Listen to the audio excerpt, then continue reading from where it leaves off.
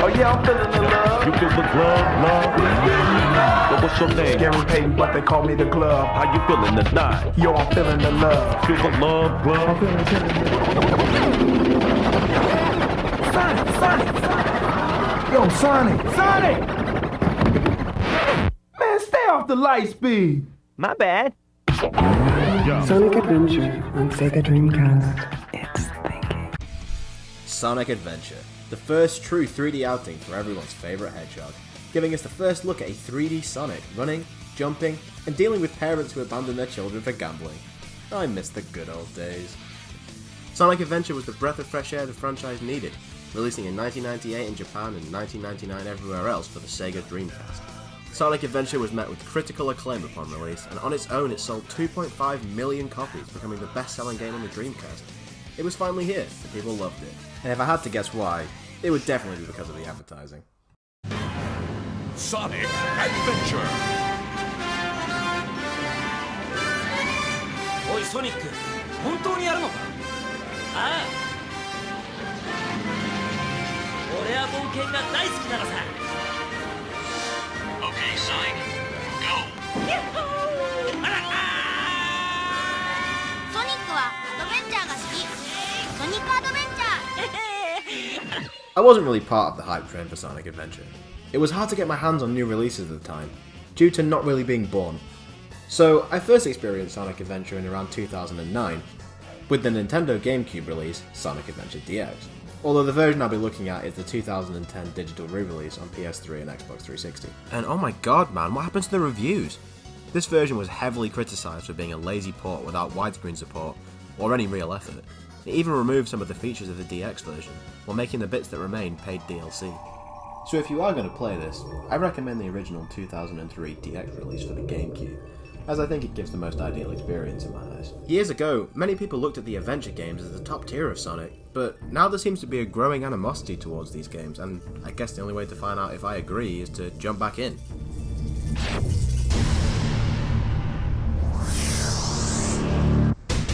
This intro is fantastic, though it is a little bit confusing considering these are the events that take place at the end of the game, not the beginning. This is our character select, giving us the option to play as Sonic, Miles Tails Prower, Knuckles, Amy Rose, the dictionary definition of perfection, or E102 Gamma. Each character has their own story, which details the events of the game from their perspective, so if you watch the same scene twice from a different character, the dialogue will actually be different, which is pretty interesting for this type of game. You also need to play every single story to unlock the final one. Don't worry, while that may sound like a lot, most of the stories are fairly short, and a couple of them are somewhat irrelevant to the big picture anyway. Since you can only choose Sonic at first, let's start with him. The story begins in a city known as Station Square, where we see Sonic bouncing around rooftops and securing his place firmly in with the kids. Oh yeah! This is happening!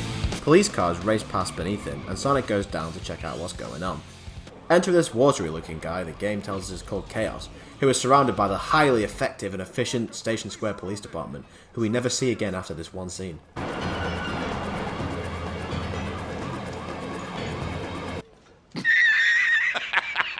Enter Sonic, who beats Chaos around a little bit and causes him to retreat into the sewer.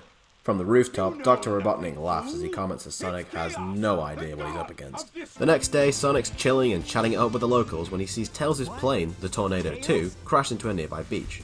Sonic runs to see if he's okay, and Tails reveals that he was testing his new plane using a Chaos Emerald as a power source. Whoa! A Chaos Emerald! The pair head for the Mystic Ruins to get to Tails' workshop, where they butt heads with Dr. Robotnik, or Eggman as Sonic calls him.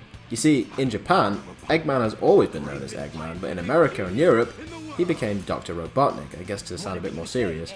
But here, I guess they wanted to just centralise the two names. Anyway, Dr. Eggman is able to swipe the Chaos Emerald from Sonic and Tails and feeds it to Chaos, which makes him grow a little bit stronger. Somebody's been on the internet for too long, haven't they? So Eggman reveals that some stone tablets say that feeding Chaos the Chaos Emeralds will make him stronger, and giving him all 7 will give him enormous power. So Sonic and Tails decide that it's best for them to get all the emeralds before Eggman can, though they do a shockingly bad job of holding on to them. Hey! Oh no, the Chaos Emerald! Oh no, you don't! Oh jeez!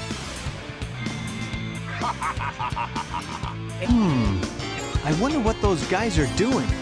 After tracking down more emeralds, Sonic is confronted by Knuckles, who has been tricked by Eggman into thinking he has Master Emerald pieces. They fight, and in the meantime, Eggman takes the opportunity to swipe the emeralds, powering up Chaos and retreating into his floating fortress, the Egg Carrier. Sonic and Tails give chase, but end up getting shot down.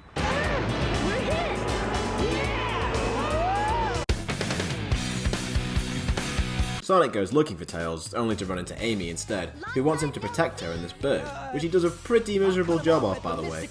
She is captured by this robot Zero, and Sonic goes after her, but she is then abducted by the Egg Carrier. So Sonic then attempts to catch this flying fortress on foot by running to the top of a mountain, and lucks out when Tails happens to be flying by in his new plane.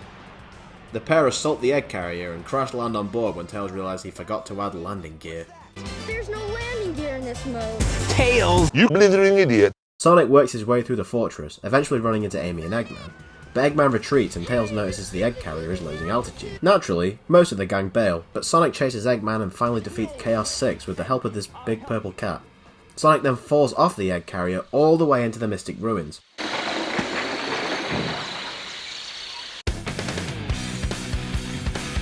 When he wakes up, a mysterious light leads him into a temple. At the end, Sonic discovers a mural depicting a huge monster destroying the world. Sonic is sent into a trance, showing him the Emerald Shrine on fire and this Echidna girl who wants to do something to stop, well, something. We aren't told what right now. I'll come back to this later. But Sonic comes to and sees Eggman, gives chase and finally defeats him. Then with a day saved, Sonic reunites with Tails and goes back to relaxing on vacation. And that's Sonic's story. Realistically, it's not that complicated. It's just Sonic vs Eggman, and for the first 3D entry in the series, I think that's perfectly fine. Tails' story is very similar to Sonic's, as he is with him for most of it. However, he does branch off to do his own thing at 2 occasions. It's basically just a confidence building story, with Tails learning not to just live in Sonic's shadow and to do things by himself. Eggman also tries to nuke Station Square in this story as a backup plan, and I'm thinking, surely this is a more reliable way of getting what you want.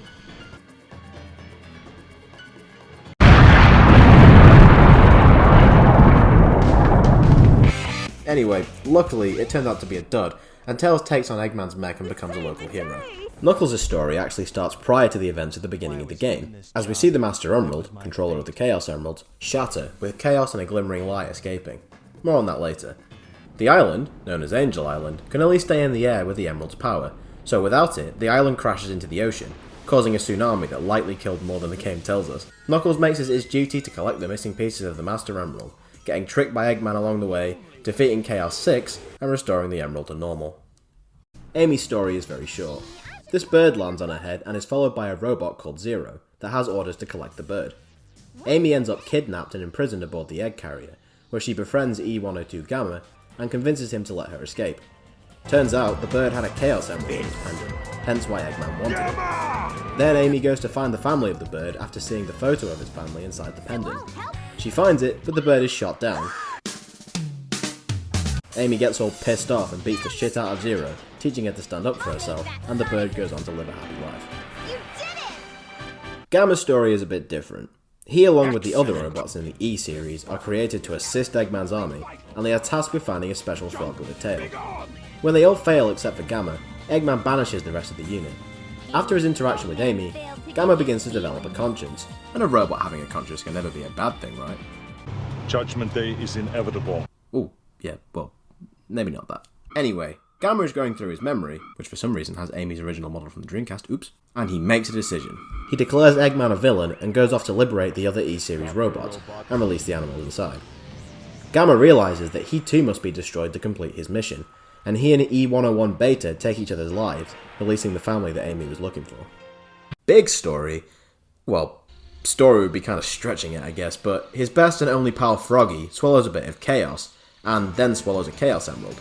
Then the frog keeps going missing, so Big picks up his fishing rod and goes after him. And that's it. Literally nothing else happens. In due time, Big rescues Froggy and goes back to fishing, I guess? I mean, I get it. He's the comic relief character. I always get a chuckle out of watching Big try and fit into Tails' plane. But this story just didn't need to exist. The main element I have failed to discuss so far is the mystical ball of light that acts as your guide throughout the game. It will occasionally interrupt our heroes at random occasions to give us, and them, an insight into past events that took place last time Chaos was out.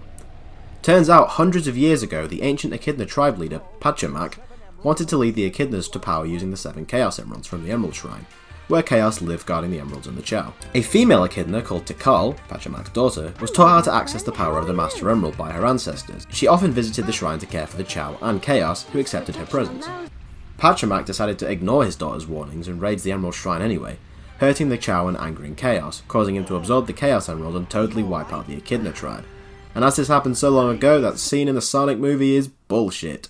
But anyway, Tikal decided that the only way to stop the end of everything is to seal herself away with Chaos inside the Master Emerald.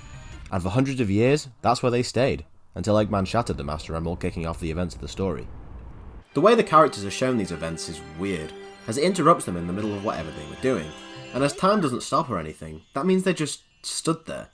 Also, why are Big and Gamma being shown visions? Big has nothing to do with anything, and the lucky Gamma doesn't stop blasting. Anyway, I started blasting. Bang! Bang! Mission complete. But anyway, after you beat all 6 stories, the finale opens up. Supersonic. Eggman manages to find Chaos in the Mystic Jungle, who has reverted back to being Chaos Zero. It's not a happy reunion though, as Eggman ends up knocked out on Angel Island with Knuckles, who wonders why Angel Island has once again fallen into the ocean, even though the Master Emerald is complete. Tails tells Sonic about this, and the pair head to Angel Island to find Eggman and Knuckles. Chaos had taken Knuckles down and swiped the 6 Chaos Emeralds. Now he's going after the 7th. Eggman leaves to take things into his own hands, and just as Sonic is about to give chase, the Ball of Light decides now is a good time to show Sonic one more vision, showing him how Chaos destroyed the world last time. Bad timing, the world's in danger, and Sonic? I was on a snooze cruise, I guess. Sonic and Tails go after the last emerald that's in Tails' play in the Tornado 2. It's too little too late though, as Chaos snags it and transforms into perfect chaos, completely decimating Station Square. Sonic and friends arrive at the scene, watching as Eggman's Egg Carrier 2 is blown up by Chaos. The Ball of Light appears and is revealed to be the spirit of Tikal, who tells Sonic they must seal Chaos again. But Sonic says that's not right, as if they do that, Chaos will stay angry forever. So through the power of positivity, Sonic uses the positive side of the Chaos Emeralds and transforms into Super Sonic.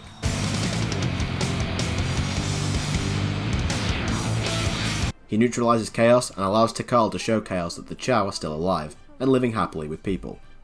Well, mostly.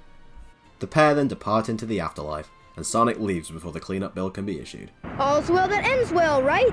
Sure, Tails. Sure. I think I can overall say I enjoy the story, despite the flaws in trying to tie it all together.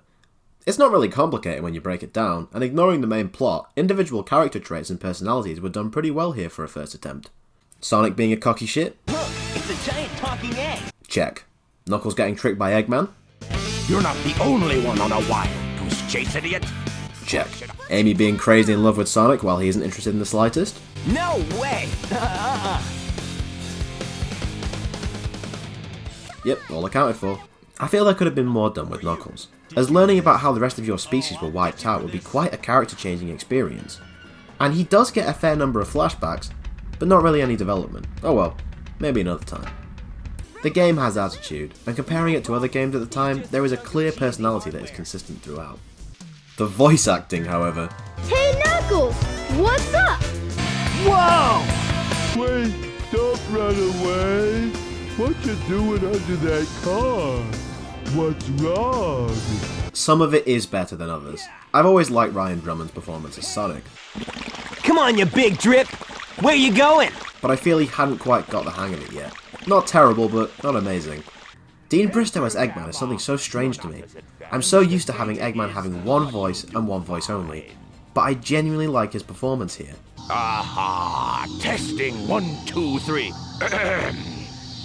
There's a certain evilness that works really well with the atmosphere. You fool. Away, before I make mincemeat out of you. However, some of his lines are used in ways that just makes me laugh more than anything else. Get a load at this! Get a load at this! Get a load at this! The rest of the acting sits somewhere between average and bad. Knuckles and Amy are okay. Big is big, Tails sounds like a kid reading the script for the first time, and Gamma's a robot, so I guess you can't really go wrong there. It's not bad as a whole, I guess, just let a game would do it much, much better. Voice acting is one thing though, a huge element of Sonic Adventure that's aged poorly is the animation and presentation. Well, I mean, in terms of actual character movement animations, it's great, look at Tails go. But the cutscene animations? Good lord, it's bad. Facial animations are either completely subdued or way over the top. Body animations range from weird to completely nonsensical, and the less we say about the moving animations, the better. I wish I could blame the time on the hardware, but 2 years later an Adventure 2 had way better animation than this.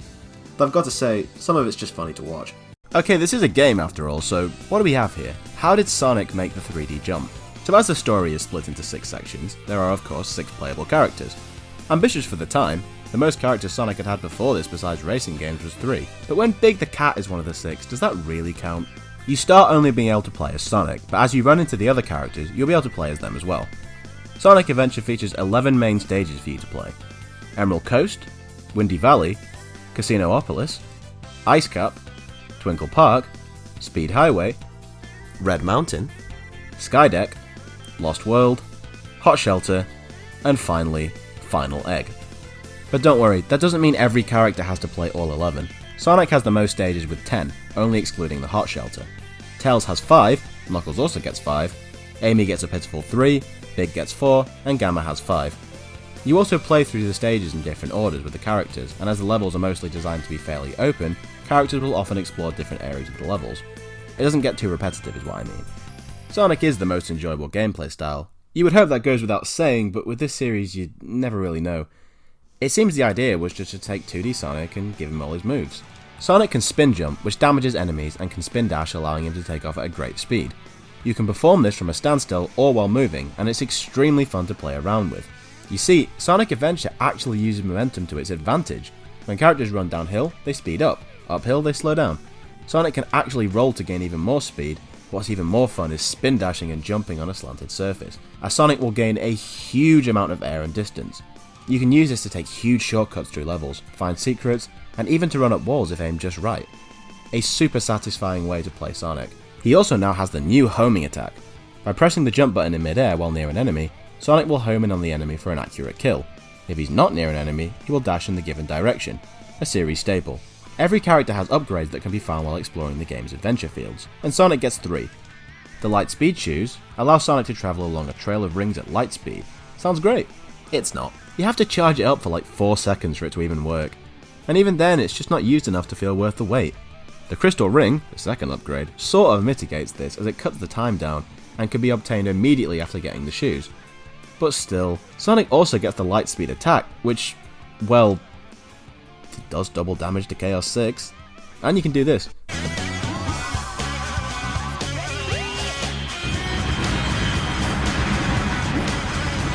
Well, his upgrades kind of suck, but Sonic overall is a blast to play. Sometimes because of the speed, he does get stuck on things and bump into walls. But other than that, Sonic was brought into 3D amazingly. His best stage for me is Twinkle Park. I love the kart section at the beginning, and the level has so many little shortcuts and fun moments I can't get enough of. And I feel I can say the same for Tails, who can fly for a bit just like he used to, run super fast, and can roll into a ball to gain speed. Tails can also attack with his Tails. He gets 2 upgrades, the Jet Anklet allowing him to fly faster, and the Rhythm Badge allowing him to do this. Tails' control's great, and is a blast to play, however, he sort of got screwed over in his stages. Like I mentioned in the story review, Tails is with Sonic most of the time, and therefore plays similar stages to him, only way shorter with half the content and on our race, removing the possibility for exploration. Because of this, Tails' story feels unremarkable, as most of it is been there done that. I snowboard with Sonic, now I'm doing it with Tails. I flew a plane with Sonic, twice, now I'm doing it with Tails, twice. He gets his own exclusive substage, Sand Hill, but that's over in less than a minute.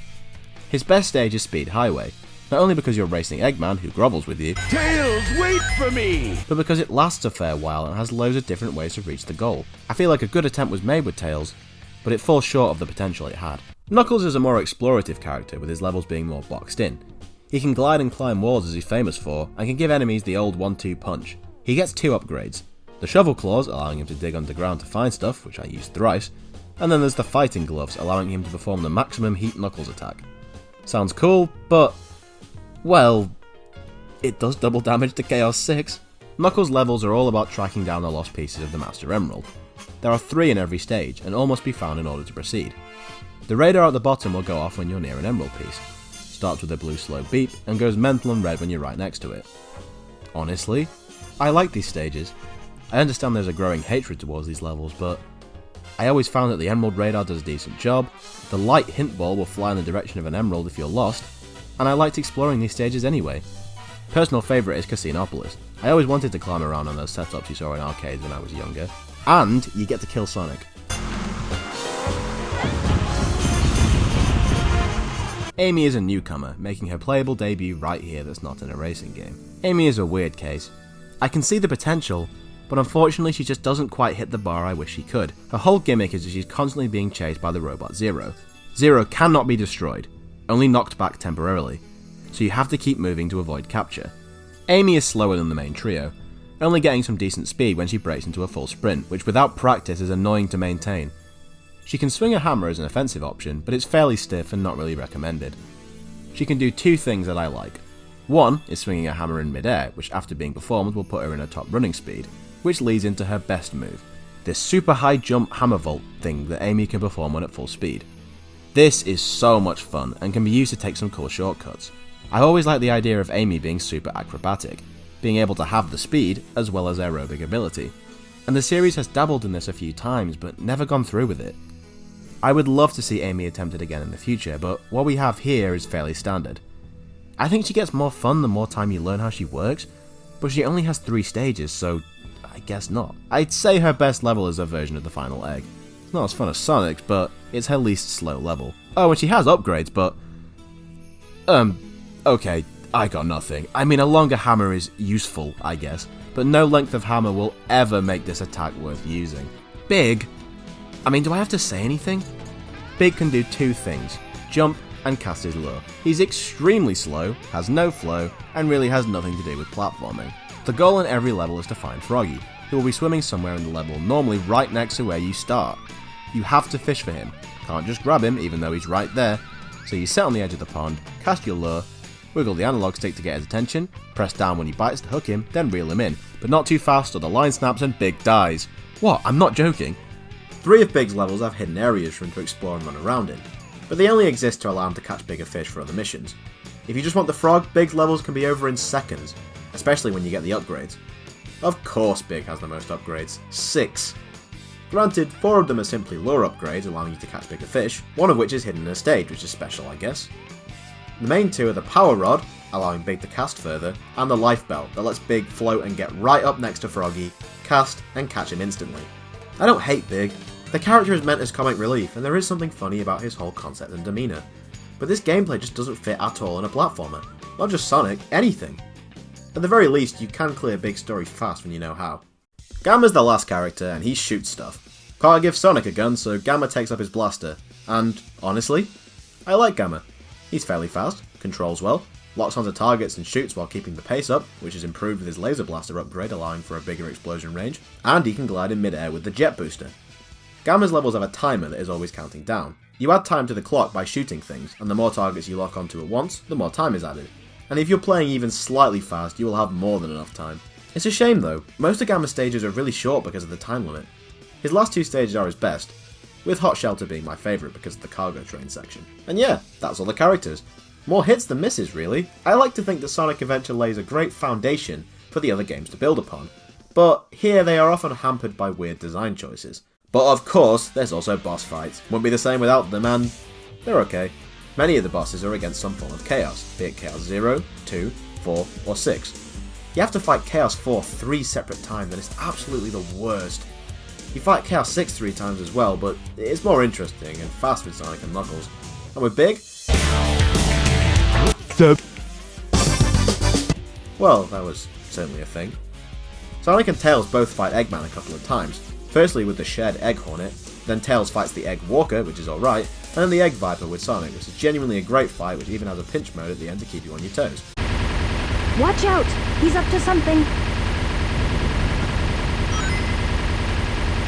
Amy gets to batter the robot chasing her in a decent boss fight, and Gamma fights the other E-Series robots in boss fights that require less attention than breathing. Last boss is decent though. The fight against Perfect Chaos is great too, with Super Sonic being able to reach a really high speed and ram into Chaos to take him out. It's fairly simple, but an enjoyable fight. There are a few times where you play some other styles too, such as the Sky Chase levels where you play a space shooter in the tornado. This is fun enough, but you have to play both acts of it twice and I'm not big on that. Snowboarding is fun, just hit the jump button to do some sick tricks, and that's about it. There's Twinkle Circuit, which is just another racetrack like the one at the start of Twinkle Park, and Amy gets to play this Hedgehog Hammer minigame, which is pretty fun to be honest. These sub-games help to add a little more variety to the game. I honestly love Sonic Adventure's levels. The open style to them gives a certain sense of adventure that other games fail to replicate. However, a constant annoyance in this game is the camera. Now in the re-releases, they added the option of choosing between auto camera and free camera. Auto letting the game decide what you see, and free letting you move the camera with the right analog stick. Both have issues.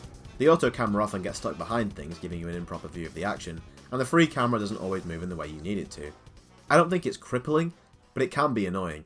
Another major element of this game is the adventure fields. There's 3 of them, and they connect all the levels in a big world. There's Station Square, housing Emerald Coast, Casinoopolis, Twinkle Park, and Speed Highway. The Mystic Ruins, which contains Windy Valley, Red Mountain, Ice Cap, Lost World, and Final Egg. And the Egg Carrier, with Skydeck and Hot Shelter. All 3 areas can be travelled between by train or boat when the Egg Carrier crashes. Having areas like these often is a turn-off for some people, especially in platformers. But these adventure fields aren't too bad in my opinion. Firstly, they are small, and they have memorable landmarks that make them really easy to remember. Secondly, contrary to popular belief, the people are actually somewhat entertaining to talk to. Nothing mind-blowing, but there's a few that stick out. Of course there's the girl who fancies the guy in the burger stop and stalks him until she gets the nerve to go in and talk, but there's also the little girl who's waiting for her dad to come home from the Mystic Ruins who gets stopped by the strike. And my personal favourite, the mum who keeps abandoning her child to go gambling. A consistent story that by the end isn't even resolved when she wins big at the casino, and she just wants to keep gambling. I'm glad these games are teaching our youth good lessons.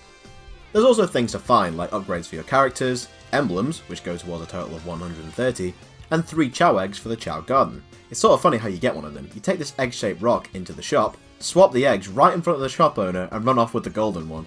Speaking of Chow, let's talk about that Chow Garden. An element of the franchise that people say is the absolute highlight and the best thing it's ever done. It's alright. You can hatch Chow eggs, one way or another, and you can pick them up, pet them, feed them, or let them drain the soul from innocent animals. They then gain traits based on the animal's stats. Once you've trained the Chow, you can enter them in races. Thing is, it takes forever to raise Chow, and the HD version seems to remove the trick that allows you to do it faster, so it's even more of a grind. You get animals from destroyed enemies, and then you take them to the Chow Garden, but nah, it's just not for me. There are emblems locked behind this feature though, so if you want them all, you'll need to invest time into this. There's also other missions in trial mode to go for, the B and the A rank missions. Yeah, not an N level score here, totally separate missions. The B mission is normally finishing the level with a certain amount of rings, and the A is finishing the level with a strict time limit. Nothing to go wild about, but something to do if you feel like it. So do you get anything for getting all the emblems? Well, in the Dreamcast release, you get nothing at all, but in the DX version you actually unlock Metal Sonic for the trial mode, allowing you to play any of Sonic's stages with Metal.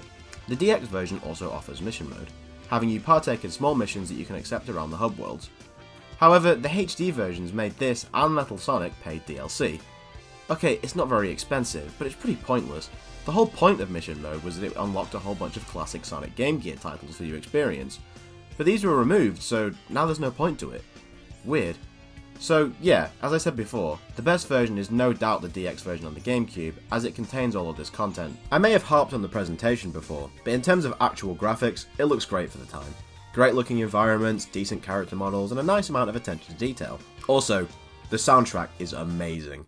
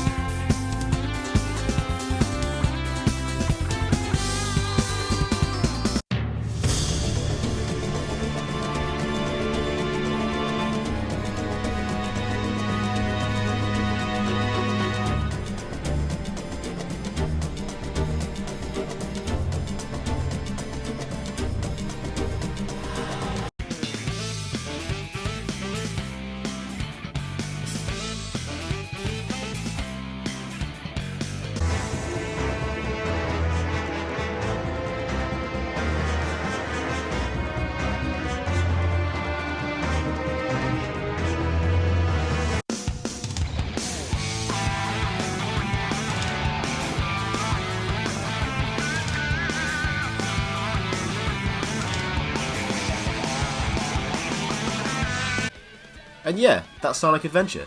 And at the end of it, can I still recommend it? Well, if you're willing to put up with some stupid gameplay moments and frequent jank, then you will find a game that I still think holds up reasonably well today. Fast-paced action is something that has proven to be tricky, but Sonic Adventure delivers that and more with great level design, fantastic controls, and a soundtrack that keeps you coming back. It really has aged, but so does wine, and that's supposed to be a good thing. I think this game is begging for a full-blown remake. If it works for Crash, surely it could work for Sonic. But overall, I still consider this a good time. And hey, it's dirt cheap nowadays, so why not give it a try? Thank you so much for watching. I really appreciate it if you made it all the way to the end. Stay safe out there, and I will see you all soon.